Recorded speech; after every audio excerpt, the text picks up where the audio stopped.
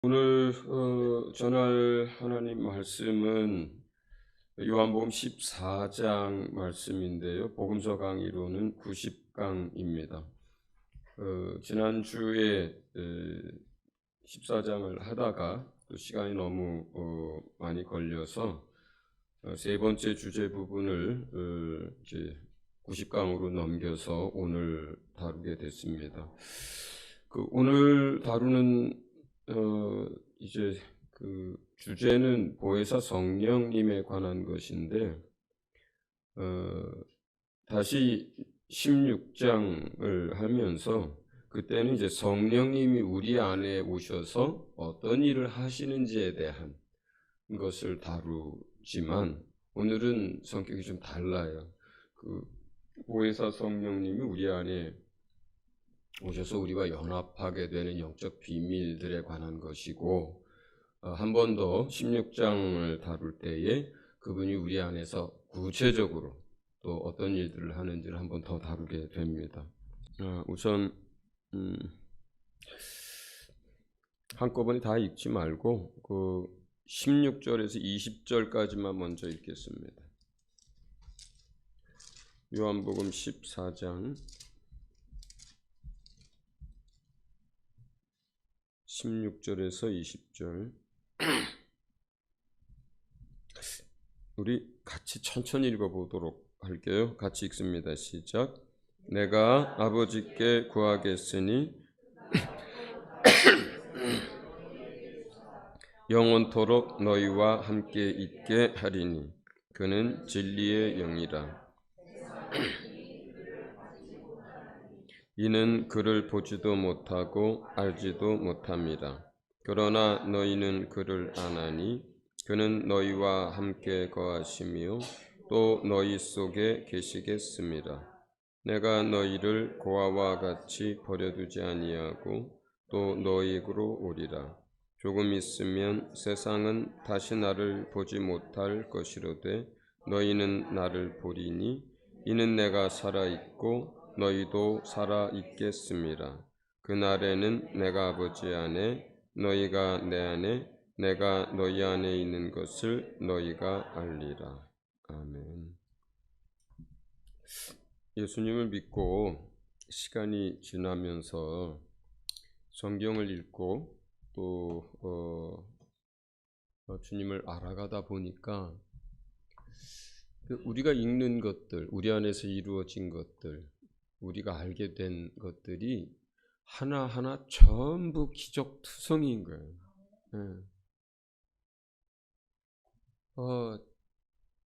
창조주 하나님과 함께 세상을 창조하신 분이 우리와 같은 모양으로 이 땅에 육체를 입고 오실 수 있다는 것도 이걸 어디 피조물이 상상이나 할 수 있는 일이겠어요. 그렇죠? 그것도 너무나 놀라운 일이고, 그런데 이 땅에 오셔서 공생애를 사시고 우리를 도우셨을 뿐만 아니라 그분이 또 우리를 위하여, 피조물을 위하여 자기 생명을 내어주시고 피 흘리고 고난받았다는 것도, 이것도 피조물로서는 상상할 수 없는, 도저히 우리로서는 그냥 머리로는 들었으니까 그렇다라고 하지만 생각해보면 생각해볼수록 이게 어떻게 가능할까? 이게 어떻게, 하나님 어떻게 이렇게 하셨을까 싶은 그런 기적의 일들이고, 그런데 그분이 부활하셔서 하늘에 오르시고 만왕의 왕 만주의 주가 되셔서 영원히 다스리게 되는 이 일도 기적 중의 기적이고, 또 세상이 만들어지기 전부터도 하나님이 하나님의 나라를 예수 그리스도와 함께 계획하시고 그 나라를 만들어 가시는 일, 이것도 우리로서는 참 놀랍고 기대가 되고 소망이 되는 기적 중의 기적이고, 그 다음에 정말 베스트 오브 베스트 뭐 이런 얘기 하잖아요. 정말 저는 최고 중에 또 하나의 최고의 기적이, 하나님이 예수 믿는 사람들과 거듭나고 죄사함 받은 그 자녀들 육체 가운데 실제로 영으로 임하셨다라고 하는 그 사건도, 이 사실도 정말 기적 중에 기적이에요. 정말 기적 중에 기적입니다. 알아갈수록, 그걸 누릴수록, 그 속에 살수록 이게 어떻게 가능한 일입니까?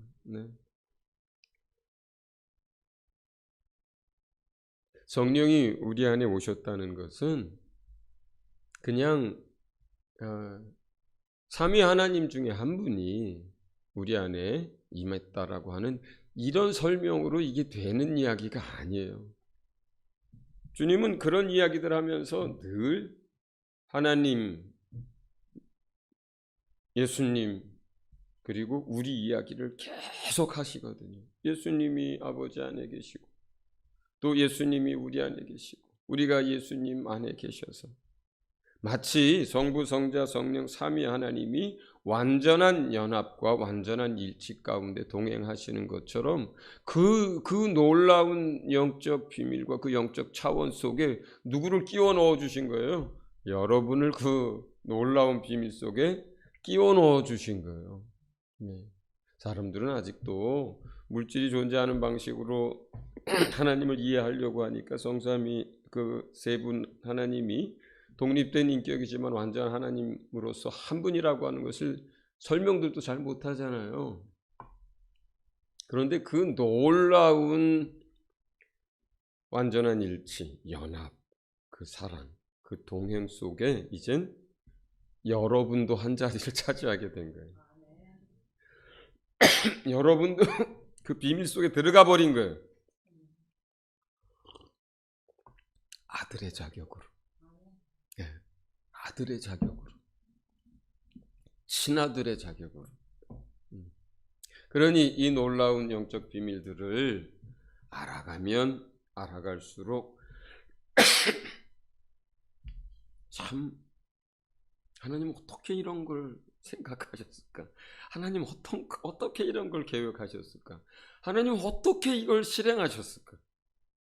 그리고 우리 입장에서 보면 내 안에 어떻게 이러한 기적들이 나의 실제가 됐을까? 이게 참 놀랍기만 합니다. 놀랍기만 합니다. 그래서 이 성령이 우리 안에 오신다는, 우리와 함께 연합한다는 이 놀라운 이 진리에 관한 소식은요, 오늘 본문에서도 또 이제 그 뒤에 나오지만, 또 17절에 나오지만, 세상은 당연히 받지도 못하지만, 그러나 이 진리의 성령에 관한 것에 대해서 알지도 못하고 보지도 못하고 깨닫지도 못하는 일들이에요.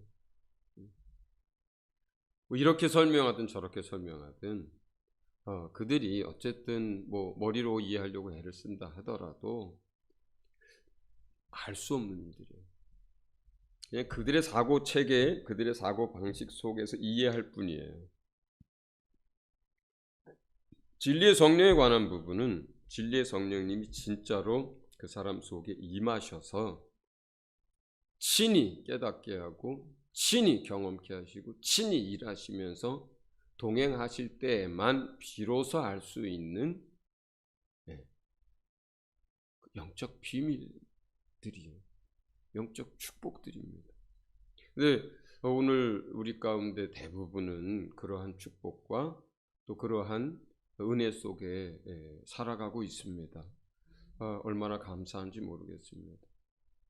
또 아직 그것을 깊이 누리고 깨닫지 못하는 분도 소수가 계셔요. 그런 분들은 정말 이 부분을 그 어떤 다른 기도 제목보다 앞세우시고, 또 이것이 이 세상의 그 어떤 다급하고 중요한 기도 제목보다 더 다급하고 기도해야 할 중요한 제목이라고 생각하셔서 이걸 계속 기도를 하셔야만 합니다. 내가 예수님을 믿고 예배드린 지 얼마가 됐는데 아직 잘 모르겠습니다. 그 부분에 대해서.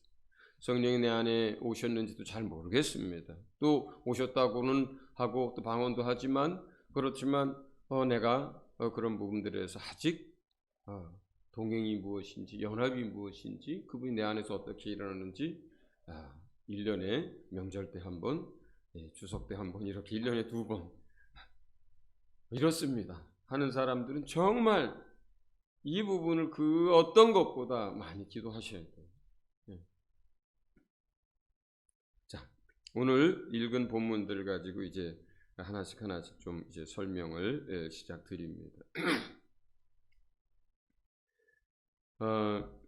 16절 첫 구절에 또 다른 보혜사라고 하는 이제 말씀이 기록되어 있습니다.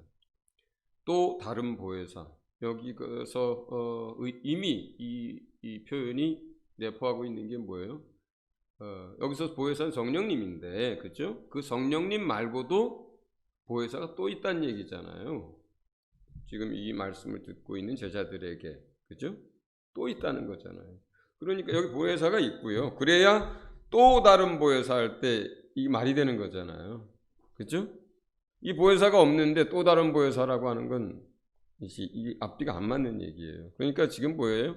요 문장, 요 기록 속에는 보혜사가 하나, 두 분이 계시다는 것을 이제 이미 내포하고 있는 거예요. 자, 그러면 보혜사라고 하는 게 무엇이고 그 우리에게 말씀하셨던 그 두 분의 보혜사는 그럼 누군가부터 설명을 하자고요. 여러분들이 이미 대부분 다 알고 있는 이야기들입니다. 보혜사라고 하는 것은 그냥 본래 이것이 쓰여졌던 헬라어 이제 성경에는 파라클레토스라고 하는 이런 말로 기록이 되어 있고, 그 다음에 이것이 번역되면서 뭐 여러 가지 영어 단어로 번역이 되어 있습니다. 그런데 이 헬라어가 됐든 뭐 영어가 됐든 뭐 라틴어가 됐든 이 단어가 가지고 있는 그 의미 자체는 보호하고 지켜주는 자라는 의미를 담고 있는 것인데 용어 자체는 굉장히 여러 가지로 쓰였어요. 그 당시에 이 성경이 쓰여질 그 당시에 제일 많이 쓰여졌던 것이 뭐냐면 법정에서 우리가 피고 공고가 다툴 때 변호사들이 있잖아요. 변호사라는 의미가 굉장히 이제 많이 쓰였고, 두 번째는 어떤 일들을 다툼이 일어났을 때 가운데서 뭘 중재해 주는 일들을 또 하잖아요. 많은 사람들이 사람과 사람 사이에 중재도 해주고 하나님과 인간 사이도 중재해주고 할 때 중재자라고 하는 의미들로 많이 이제 쓰였습니다. 그런가 하면 이제 파생된 또 그 다음에 같은 의미를 가지고 있는 단어들로서 위로자, 상담자, 돕는 자, 인도해 주는 자, 이런 의미들을 다 가지고 있어요. 어떻게 단어 하나에 이렇게 다양한 의미가 있을 수 있을까요? 그 헬라어에는 그런 의미의 단어가 있었던 것 같고요. 그래서 이걸 번역하면서 다양하게 번역을 해요. 가이더, 카운셀러, 인커리저, 그러니까 막 우리를 격려해주고 막 하는 이런 다양한 번역들이 거기서 나오게 됐어요. 그런데 놀라운 것은 하나의 단어 속에 이렇게 많은 의미를 가지고 있는데 성경 안에 있는 보혜사 두 분, 성령님과 예수님이죠. 그 두 분이 하시는, 우리를 위해서 하시는 일들이 단어 하나로 설명할 수 없을 만큼 많아요. 예를 들어서 그분은 우리의 위로자야. 이거 하나로 예수님이 우리를 돕는 걸 다 설명이 안 돼요. 성령님 우리를 격려해 주는 분이야. 이걸로 설명이 다 끝나질 않아요. 성령님도 예수님도 우리를 위로도 해주고 우리의 발걸음을 인도도 해주고 우리를 가르쳐 주기도 해주고 우리를 보호도 해주고 우리를 격려도 해주고 하나님과 우리 사이에 중재자가 되어 주시고 사람과 사람 사이에 깨어진 것을 화목하게 하는 그 일도 하시고, 그리고 마귀가 우리를 참소할 때 우리를 하나님 앞에서 변호도 해주시고, 예. 이렇게 많은 일들을 하시잖아요. 성령님도 우리 안에서 그렇게 많은 일들을 하고 계시고, 예수님도 또 그렇게 제자들 가운데 지금도 우리에게 그런 일들을 하고 계시거든요. 근데 그 시대에 이 보혜사라고 하는 단어가 그 많은 의미들을 담고 있는 아주 안성맞춤의 단어였던 거예요. 그래서 본래 어떤 이제 그 단어가 있어서 그 단어에 맞춘 게 아니라 성령님이 우리 가운데 하시는 그 다양한 일들, 예수님이 우리 가운데 하시는 그 다양한 일들을 알게 되고 누리게 되고 경험하면서, 예, 제일 적합한 단어, 제일 적합한 표현을 찾은 게 이 보혜사라고 하는 표현을 찾아서 쓰신 거죠. 네. 할렐루야. 네. 실제로 이러한 많은 다양한 의미들을 그대로 우리 가운데 일하실 뿐만 아니라 그거보다 더 표현하지 못했지만 더 다양한, 더 많은 일들을 예수님이 여러분에게, 성령님이 여러분에게 하고 계신 줄로 믿습니다. 또 다른 보혜사라고 해서 보혜사가 두 분이라고 했고, 예수님과 이제 성령님이 그렇다 했습니다. 그리고 이때는 뭐예요? 이제 제자들에게, 또 여기에서는 14장이 전체 흐르는 주제가 정혼자들에게 하는 이야기라고 그랬잖아요. 그 정혼자들에게 정혼식을 했기 때문에 법적인 부부인 정혼자들에게, 제자들에게 예수님이 공생의 기간 동안 함께 하시면서 그 역할을 해오셨던 거예요. 때로는 낙담한 제자들을 일으켜 세우시고, 때로는 방황하는 사람들을 다시 진리의 가운데로, 또 생명의 길로 인도하시고, 또 때로는 약한 사람들을 이제 강건케 하고, 또 그들이 어떤 문제로 씨름하고 있을 때 상담자가 되어주시고, 진리를 가르치시는 자가 되어주시고, 하나님과 우리 사이에 중재자가 되셔서 하나님께로 우리를 이끌어가고 계시고, 하나님에 대해서 하나님의 마음을 우리에게 전달해 주시고, 원수들이 참소할 때에 그 원수들을 내어 쫓으시고, 나도 정죄하지 않는다. 그렇게 3년간 함께 해주셨단 말이에요. 좀 전에 설명드린 그 보혜사의 역할을 다 하셨어요. 그리고 우리가 단어로 표현할 수 없는 더 많은 일들을 제자들에게 해주셨습니다. 그 제자들이 이제 뭐예요? 정혼자가 된 거예요. 정혼식의 포도주로. 이제 그런데 포도주를 함께 나누며 내가 하나님 나라에서 너희들과 함께 다시 이 포도주를 마시게 될 때까지 다시는 포도나무에서 난 것을 마시지 않겠다고 하시고 나서, 주님은 이제 그 제자들이요, 법적 부부요, 정혼자인 그들을 이 땅에 놔두고 아버지께로부터 와서 다시 아버지께로 가야 한단 말이에요. 아버지께로 가야 한단 말이에요. 그런데 그곳에 남아있는 정혼자요, 사도들이요, 제자들은 어떻습니까? 여전히 약합니다. 당장 이 말씀을 가르치고 나서 당장 그 몇 시간이 안 지나서 사랑하는 제자들이 죽는 게 무서워서 도망가고, 예수를 모른다 부인하고 그러잖아요. 내가 죽는 데까지라도 내 생명 다해서라도 주님을 내가 지키겠나이다. 주께는 그런 일이 일어나지 않을 것입니다. 장담을 하던 사람도 3번씩이나 내가 저 사람을 알지 못한다고 저주하면서 부인하잖아요.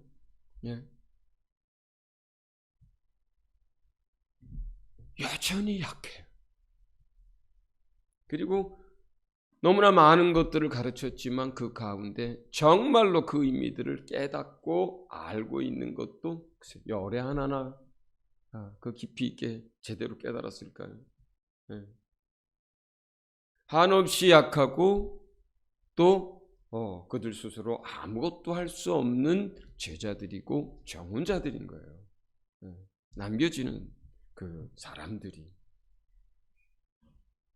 그렇기 때문에 내가 이들과 함께 하면서 했던 그 모든 역할을 그대로 해줄 수 있는, 또 다른 보혜사의 역할을 할 수 있는 그 분을 이 제자들에게, 그 정혼자들에게 보내주셔야만 했던 거예요.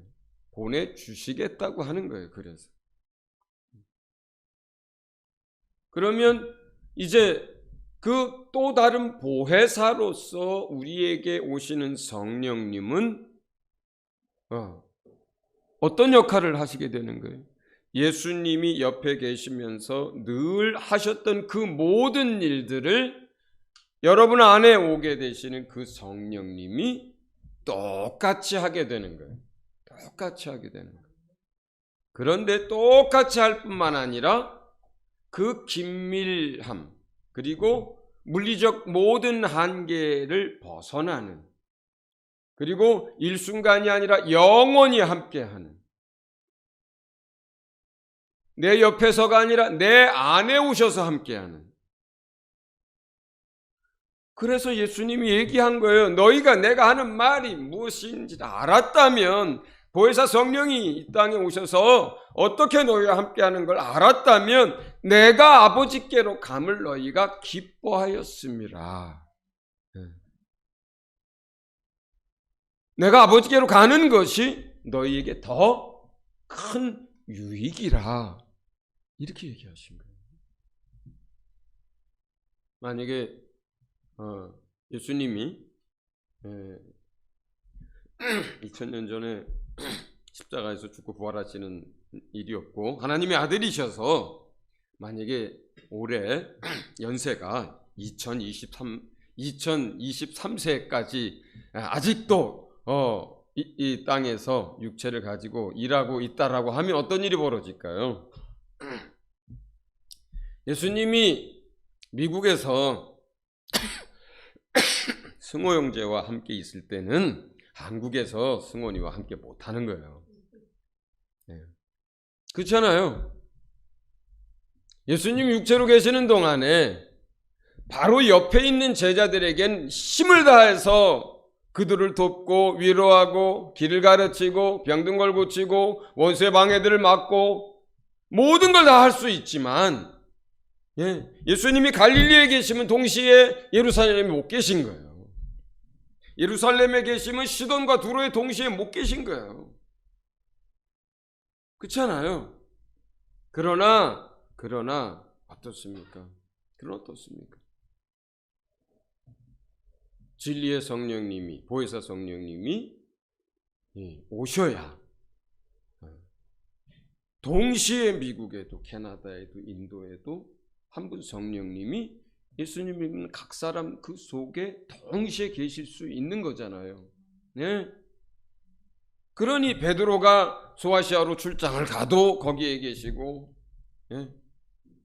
또 요한이 이집트로 가서 사역을 해도 동시에 베드로 안에도 완전한 인격으로 완전한 하나님의 영이 함께 하시는데 이집트에 있는 요한에게도 완전한 인격으로 완전한 하나님이 함께 하실 수 있으니 무엇이 더 유익한 것입니까?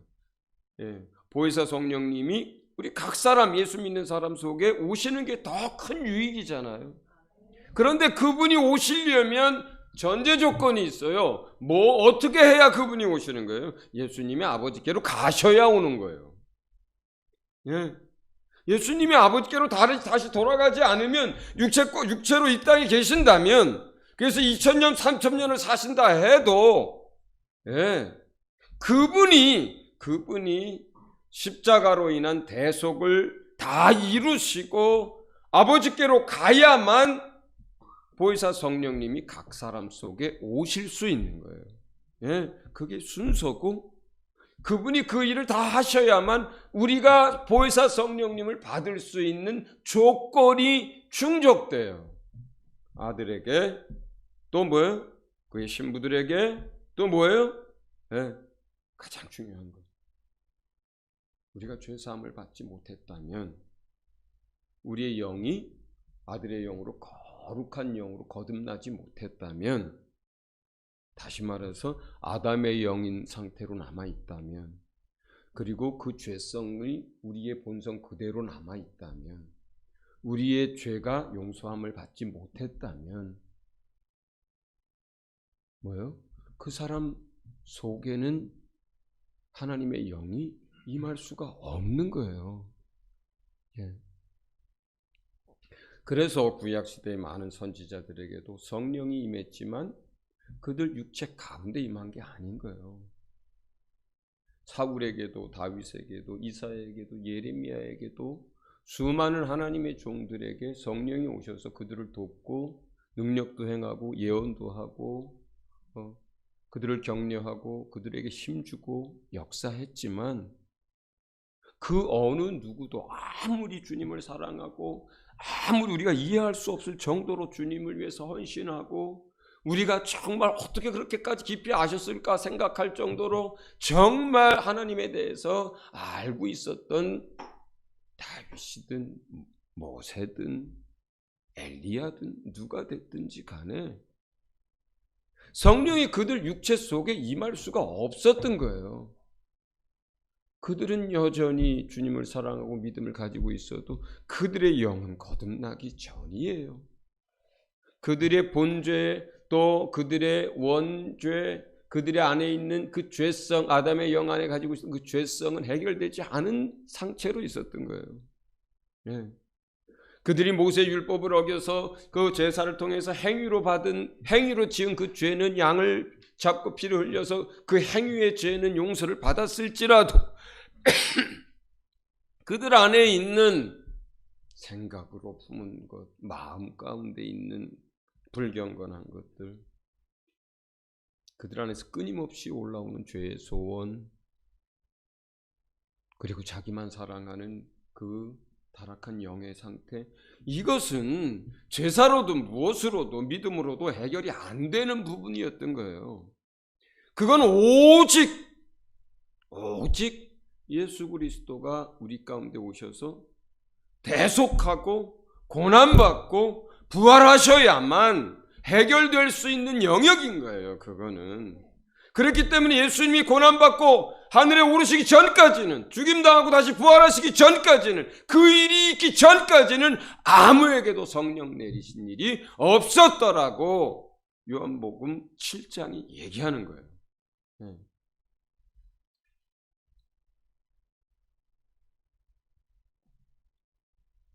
그런데 우리는 어떻게 됐습니까? 예수님이 오시고 죽으시고 부활하신 이후는 어떻게 됐습니까? 그 일이 이루어진 겁니다. 그 일이 이루어진 겁니다. 그래서 우리 안에 이제 육체 안에 오실 수 있는 조건이 만들어진 거예요. 자격이 여러분 된 거예요. 그래서 여러분 안에 성령이 이제 임하시게 된 것입니다. 이렇게 우리 안에 임하신 그 성령님은 첫째, 영원히 함께 하실 것이다 이렇게 얘기합니다. 영원히 함께 하실 것이다.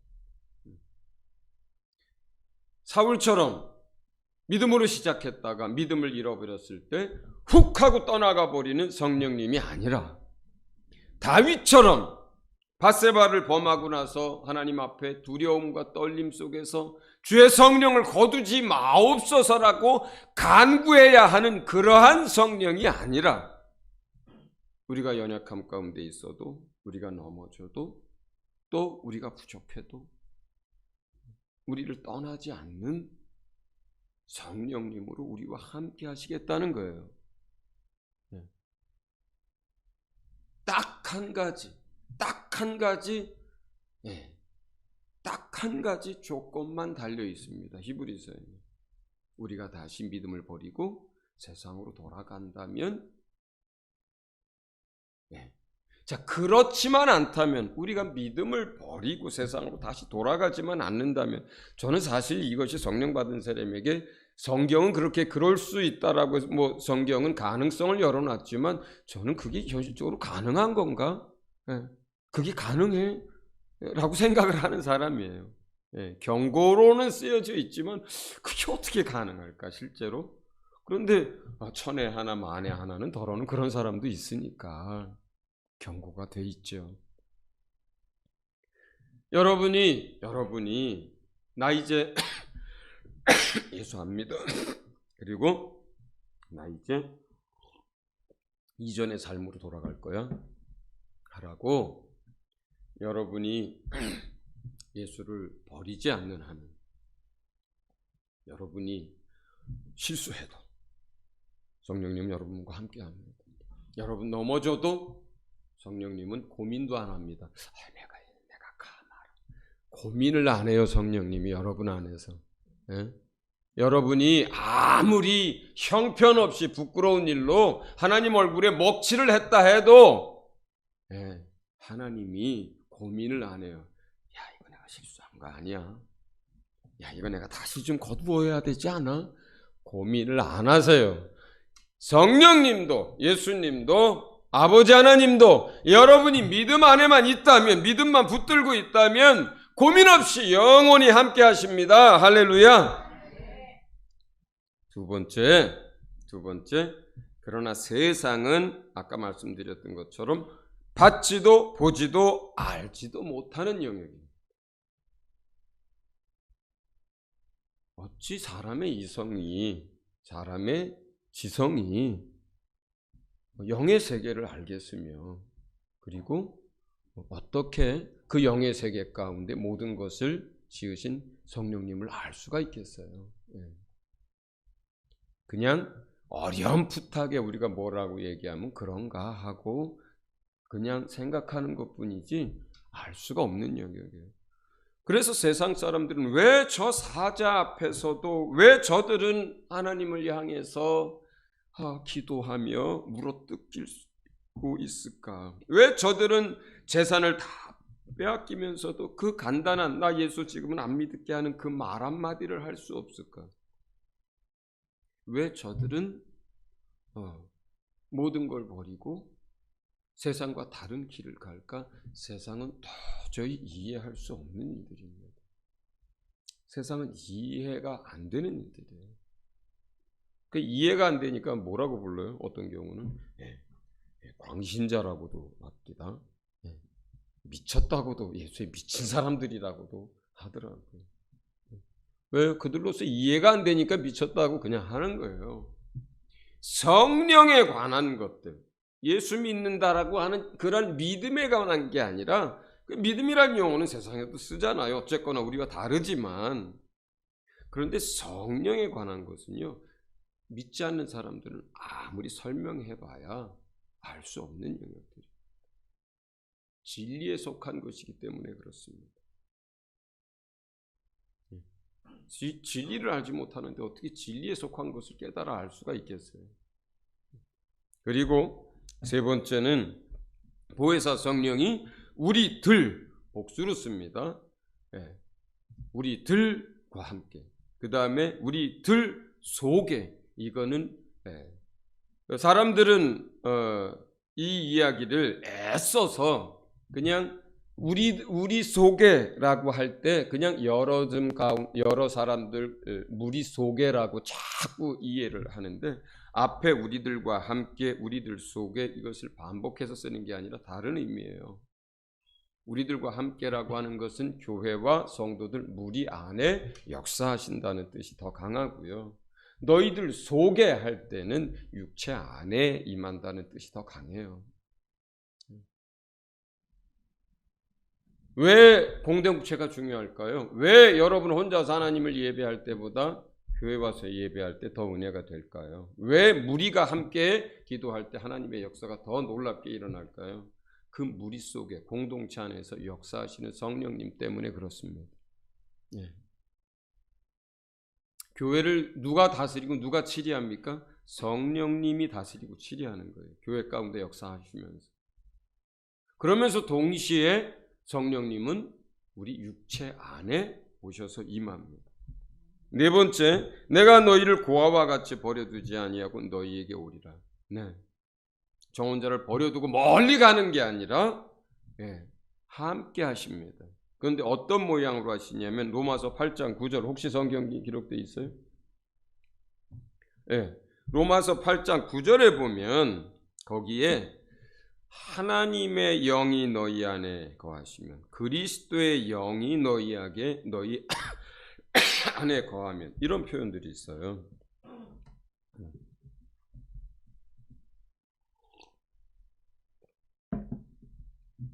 그리스도께서 그러니까 예수께서 너희 안에 거하면이라고 하는 것과 예수 그리스도의 영이 너희 안에 거하면이라고 하는 것은 다른 의미예요. 자, 예수가 우리 안에 거한다는 의미는 정확하게 요한복음 15장에서 어떻게 표현해 줍니까? 예수의 말씀이 우리 안에 거하는 걸 말해요. 그러니까 내가 너희 안에라고 표현할 때, 예수가 우리 안에 지금 계신다라고 표현할 때, 그가 부활하신 육체로서는 지금 어디 계세요? 하늘 보좌 우편에 계시잖아요. 그럼에도 불구하고 예수님이 우리 안에 거한다라고 할 때 그건 뭐예요? 말씀이신 예수입니다. 말씀이 육신이 되신 분이세요. 원래 하나님의 지혜셨어요. 하나님의 말씀, 예수 그리스도의 말씀이 우리 안에 임한 걸 말해요. 우리 안에 있는 걸 말해요. 예수가 우리 안에 있다라고 하는 것은. 그러면 그리스도의 영이 우리 안에 있다는 건 뭐예요? 성령으로 그분이 우리 안에 함께 하신다는 뜻이에요.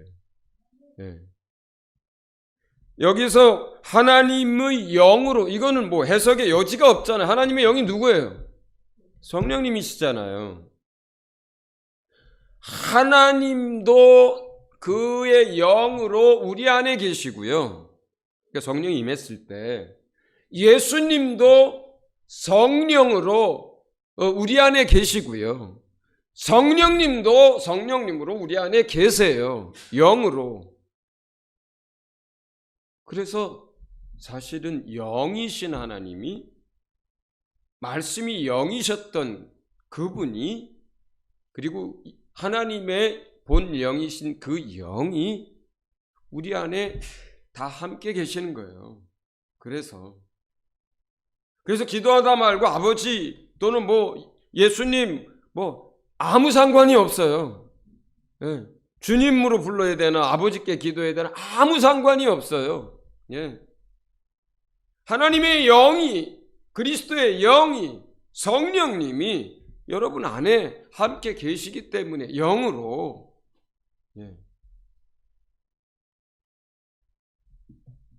그렇기 때문에 그날에 이제 다섯 번째입니다.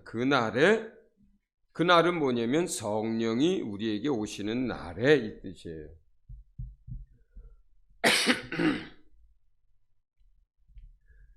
자, 그러면 요 20절만 우리 같이 한번 읽어보겠습니다. 시작.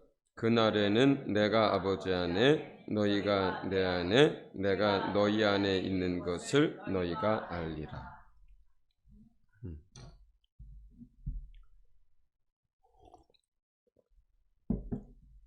예수님이 아버지 안에 계시고 그리고 여러분이 예수님 안에 계시고 그리고 예수님이 여러분 안에 있는 것을 이제 너희가 알리라 이렇게 되어 있어요.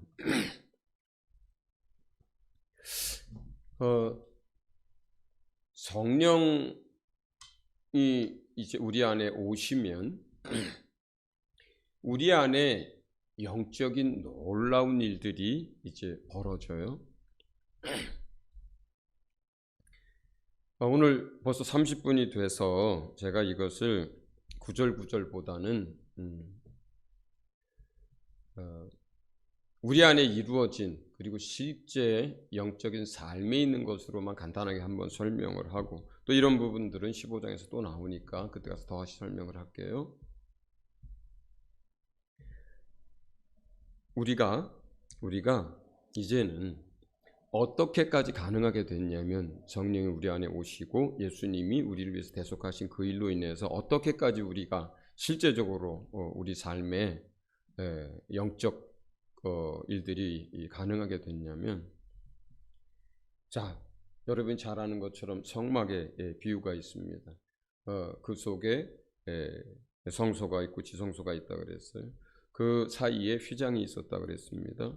예수님이 죽으시는 그 순간에 위로부터 이제 그 휘장이 찢어서 둘이 됐다 그랬습니다. 그러면서부터 새롭고 산 길이 열렸다고 하고, 그 휘장은 곧 뭐라 그래요? 예수 그리스도의 육체라고 했습니다.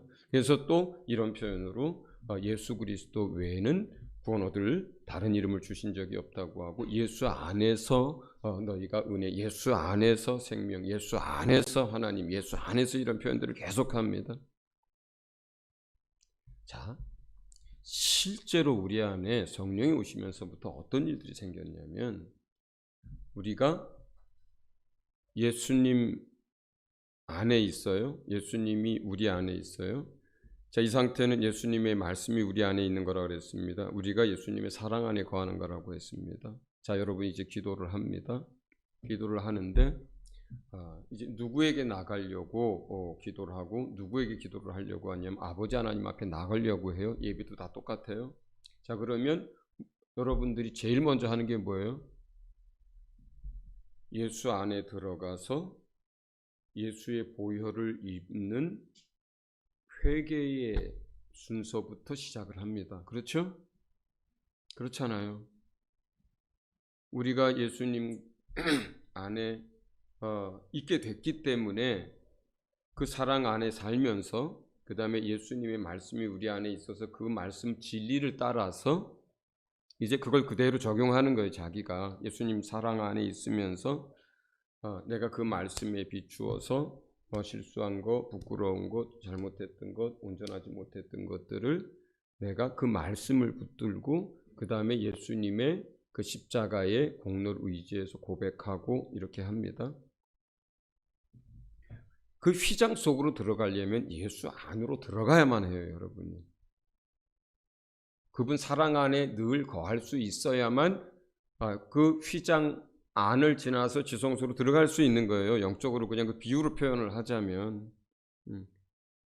이 예배 속에서 여러분이 하나님을 뵙는 게 예배라고 하고, 하나님을 만나고 싶다면 첫 번째 여러분이 누구 속으로 들어가야 돼요? 예수 안으로 들어가야 돼요. 예수님의 사랑 속으로 그 사랑을 의지하고 그 사랑 안에 들어가야 돼요. 그 다음에 하는 게 뭐예요? 그 사랑 안에서 그분의 사랑받은 자로서 그 사랑 안에 있는 뭐예요? 예수의 피의 공로, 예수의 보혈의 공로를 구해야만 해요. 그래서 예배하기 전에 여러분이 회개기도 하는 거예요. 그리고 예배 속에 회개기도의 순서가 있는 거예요. 그때 피의 공로를 이제 입습니다. 그러면 거룩해지잖아요. 그 상태가 안 되고서는 지성소로 못 들어가는 거예요. 다시 말해서 그 상태가 안 되면 참 실상으로 표현하자면 하나님이 계신 참 지성소, 하나님이 계신 주의 보좌 앞으로 못 가는 거예요. 여러분이 예수의 사랑 안에 있고 예수님의 말씀으로 여러분이 조명되어지고 그 안에서 여러분이 인정하고 고백하면서 보혈의 공로를 입어서 거룩해져야만 참 지성소로 들어가는 거예요. 어디가요? 참 지성소에 누가 계세요? 지금 예수님 계시잖아요. 그 안에 하나님 계시잖아요. 여러분들이 예배하는 거 뭐 기도하는 게 뭐예요? 그 아버지 앞으로 나가는 거잖아요. 그 과정 없이는 못 가는 거예요. 아무리 노래를 아름답게 해도 못 가는 거예요. 아무리 소리를 지른다고 해도 못 가는 거예요. 하나님 앞으로 나아가서 여러분이 하나님을 배우려면 그 방법 외에는 다른 길도 방법도 다른 수단이 없는 거예요. 기도할 때도 그래서 그렇게 그 방법대로 그 길로 가는 거예요. 예수님의 사랑이 안 느껴지고 예수님 사랑에 대해서 관심이 없고 사랑하지도 않고 그런 상태에서 어떻게 예수님 안으로 들어갑니까? 그럼 예배고 뭐고 아무 소용이 없는 거예요. 예수의 보혈의 공로를 입지 않고 어떻게 지성소로, 어떻게 하나님 계신 곳으로 들어갑니까? 못 들어가는 거예요. 그런데 이 모든 일들을 누가 가이드 해줘요? 누가 조명을 해주고 누가 그 사랑을 받고 그 사랑 안에 거할 수 있도록 돕습니까?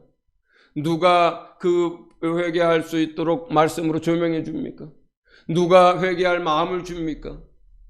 누가 그 회개할 때 믿음으로 회개할 수 있도록 돕습니까? 여러분의 상한 심령들을 누가 위로하고 누가 붙들어 일으켜서 다시 예수의 사랑 안에 거하게 하고 다시 말씀을 붙들게 하고 다시 보혈을 힘입어서 다시 여러분을 그 지성소 안까지 누가 끌고 갑니까? 성령이 하시는 거예요. 성령이 하시는 거예요. 성령이 여러분 안에 있지 않다면 아무도 그렇게 못 가는 거예요, 거기. 그렇게 해서 지성소 앞으로 들어갑니다. 다시 하나님 앞으로 나갑니다. 하나님 앞으로 나갑니다. 제일 큰 축복, 그리고 가장 놀라운 신비, 그리고 가장 놀라운 그리스도의 삶을 살아가는 사람은 누굴까요? 일주일에 한 번씩 그 하나님 보좌 앞으로 나가는 사람이 아니라 항상 그 안에 사는 사람이에요. 항상 그 안에 사는 사람. 이게 가능할까요? 가능합니다. 예수님이 그렇게 사셨고 깊은 은혜와 사랑을 알고 성령으로 동행하는 사람들이 그렇게 살았어요.